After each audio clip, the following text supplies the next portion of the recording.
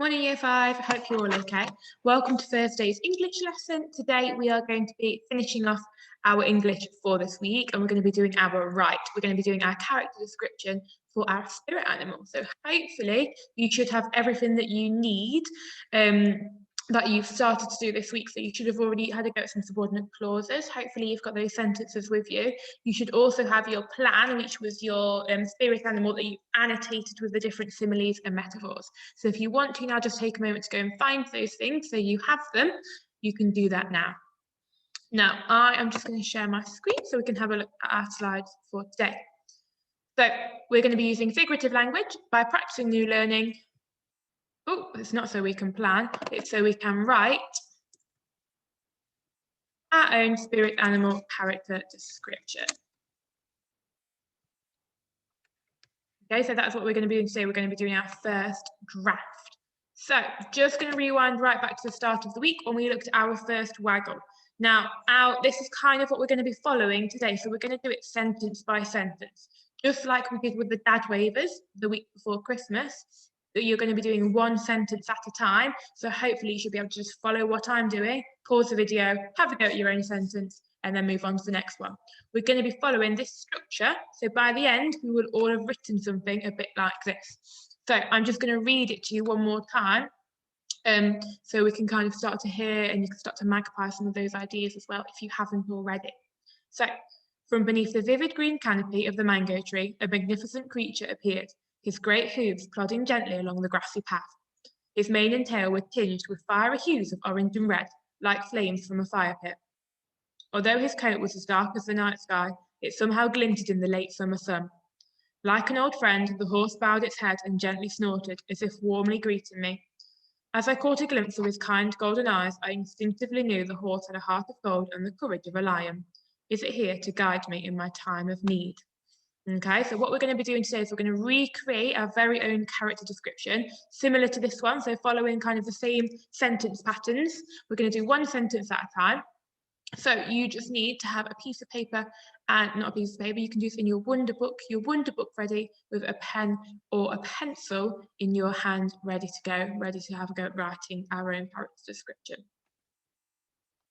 So hopefully you're ready. I'm just going to pause so I can get my pen and paper ready too. Wonderful, so I'm all ready to write now. I'm going to be writing about my snow leopard that I've been annotating and planning throughout the week. You will be writing about whatever animal you've been planning throughout the week. So you should be using now your plan and those ideas that you've started to gather as you are writing your character description. The first sentence I'm going to start with is going to start with a front adverbial because I'm going to explain to my reader, where did the spirit animal come from, or where did I first see it? This is because, just like in this one here, it's not just describing what the animal looks like, it's kind of describing the first time that we met this animal. What was our first impression of it? When did we first see it? Okay, so rather than just going straight in to talk about what it looks like, we're going to make our writing even better than that because we're Year 5 writers now. So we're going to start by telling the reader, where did the spirit animal come from? So I'm thinking about my snow leopard, okay, bearing in mind I'm still in the Himalayas, so it's not going to be from the sandy beach or from down the street, okay, we're still in the Himalayas, so we're thinking about that setting. I'm going to go for from amongst the shadowy caves, okay, because I'm kind of thinking of a bit of the base of the mountains, what is it going to be like around the bottom of the mountains. So remember, in a capital letter from the start of my sentence, from amongst the shadowy, using the adjective shadowy to describe the caves. Now, this is my fronted adverbial, so what do we need after our fronted adverbial? Hopefully you're telling me that we need a comma. Okay, from amongst the shadowy caves, the majestic, I'm liking this word majestic because I want to get the feel that my snow leopard is kind of a bit royal. The majestic creature strolled out, full stop.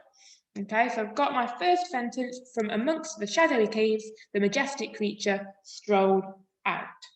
I have told my reader where my animal is coming from, where I first saw them.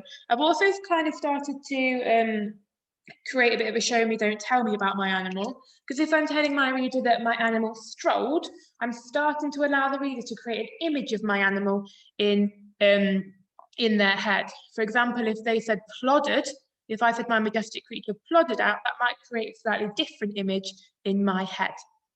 Okay, if you wanted to, you could use more than one outfronted adverbial.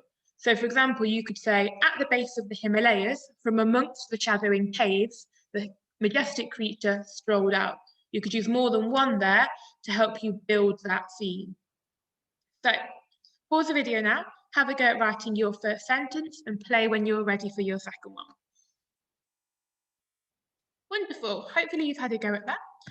What we're going to have a go at doing now then, let's move this so we can see both at the same time, is we're going to be using a simile or a metaphor to describe the appearance of your animal.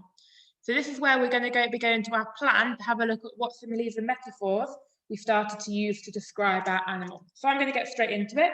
I'm going to go for his fur, and I used a simile to describe his fur when I was doing a plan, and I said his fur was as white as the snow topped mountains. I want to add a bit more information here, so I'm going to use a coordinating conjunction. I'm going to say his fur was as white as the snow-topped mountains, and I'm going to use a metaphor here actually, his teeth, thinking about my plan, were daggers. Full stop. Okay, so giving my reader there some information about what my animal looks like, and I've used a simile and a metaphor to help create that image in the reader's mind of my animal. So I'm going to let you pause the video now to have a go at using a simile or a metaphor to describe your animal. Wonderful. Hopefully we're ready for sentence 3. Now in sentence 3, I want us to use a subordinate clause. This might be that you can use one from yesterday, or it might be that it might not fit very well. So you're going to have to use your judgment to see if it fits, or if you're going to have to write a different one. Okay, I'm actually going to use mine from yesterday because mine fits quite well. So I'm going to go for a subordinate clause, and I'm going to put my subordinate clause at the start of my sentence because I find it easier to put them at the start. They make more sense in my head. Okay, so although his white fur camouflaged, see if I can spell camouflaged. Okay, I think I've done it right. Camouflaged him against the snowy landscape. Then what was I talking about? What did I talk about yesterday? His piercing eyes. His piercing blue eyes stood out. Okay, so piercing is a metaphor. Stood out, and I'm going to add a simile. They stood out. What could they stand out like? Like diamonds.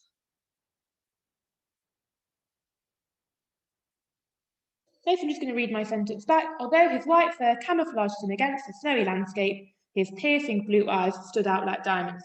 Now, I forgot something in this sentence. I wonder if anyone can tell me at home, so I can't hear you, okay, what I might have forgot. Hopefully, you recognise that because my subordinate clause has come at the start of my sentence, it needs a comma after it. So although his white fur camouflaged him against the snowy landscape, comma, his piercing blue eyes stood out like diamonds.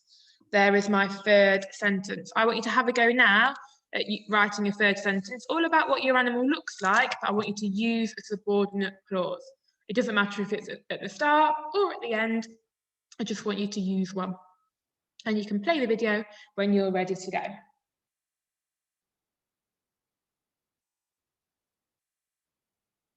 Wonderful. Perfect. Our next sentence then, we're going to kind of start to imagine what our animal is like a little bit more. We're going to use a verb to describe something that your animal has done. Now, remembering that a verb is a doing word, we're going to be describing something that our animal is doing. And I'm going to kind of have him strolling towards them, I think. Okay, so I'm going to go for strolling royally. That's going to be my adverb. It's going to be how he's strolling along the path. Okay, so I'm doing a show me, don't tell me here, because I'm not telling you that my snow leopard is kind of really fancy and has its kind of royal presence, but I'm kind of creating an image of it in your mind. So strolling royally along the path, the snow leopard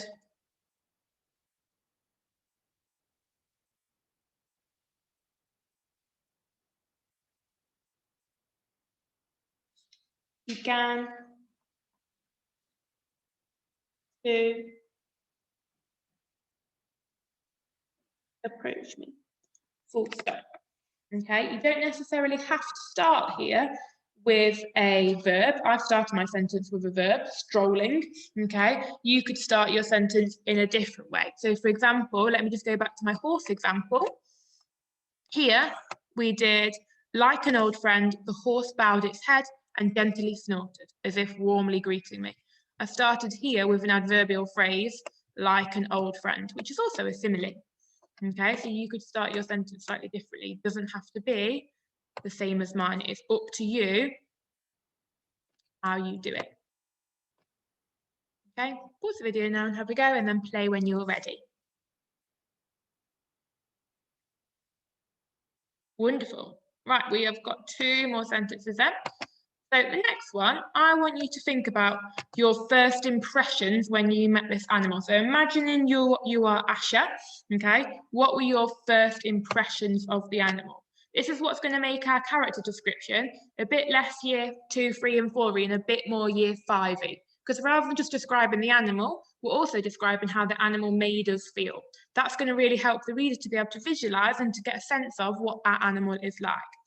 So I'm going to go with that metaphor of heart of gold, I think, again. So I'm going to go for, I was feeling quite nervous still because it was a snow leopard walking up to me. Okay, they're pretty dangerous. So I trembled with nerves because I was feeling quite nervous, but I trembled with nerves, but I could sense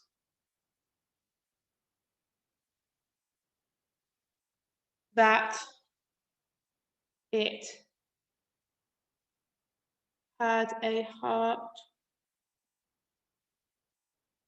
of gold. So I'm using that conjunction but to talk about 2 kind of opposite thoughts. So even though I was really nervous, actually I could sense that this animal did actually have a heart of gold. It wasn't going to hurt me. Okay, I'm going to give you a chance now to write that sentence where you started to talk about how did this animal make you feel.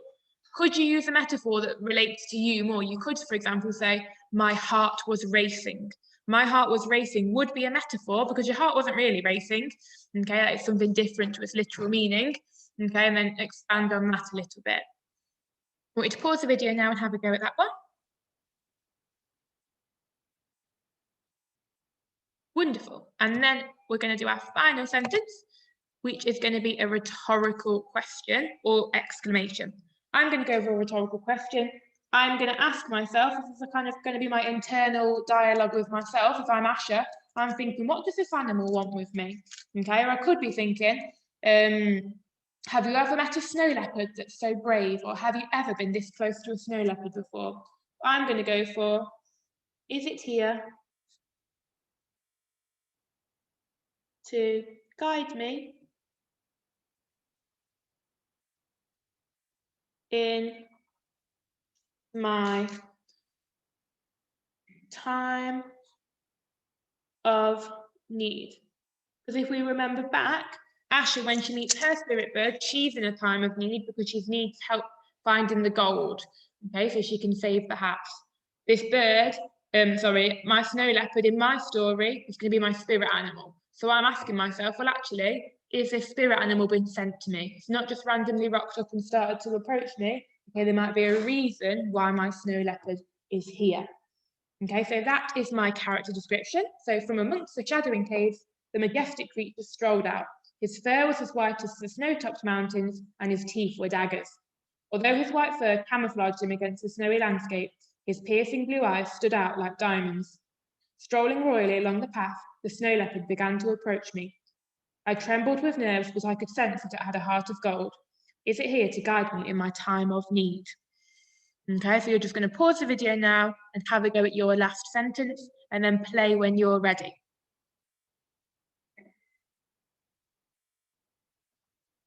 Wonderful. So what you're going to do now then, before you finish, you might have written your character description. I want you to, just like I did, read your character description back. Check that it makes sense. There's nothing to stop you now going back and changing bits, because you might find once you've got to the end, actually, some of the bit at the start doesn't quite make sense anymore. You might want to edit it a little bit. So for example, actually, I'm thinking I could up-level this first sentence, like how I said at the start. I could add 2 adverbial phrases instead. I think I've got room to do that. So I'm going to change it. So from, so at the base of the mountain.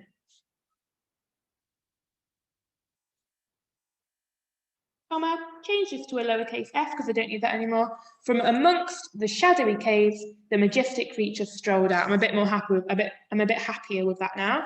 Okay, so you can go back and you can make little edits and little changes after you've written your first draft. Once you've done that, we really, really want to see the amazing writing, that was my last slide, that you've done this week. Okay, so all of the hard work that you've put in this week, designing your character and doing your similes and metaphors, we would love to see that writing now, to see what you've got up to. So if you could take a picture and upload it to your portfolio, that would be fab. I'm just going to turn off my share and hopefully, oh, there we go. Put my camera back. Wonderful. So that's going to be everything for today. Like I said, make sure you take a picture and send us your amazing writing because we're really, really looking forward to reading it. And we will see you tomorrow. Bye.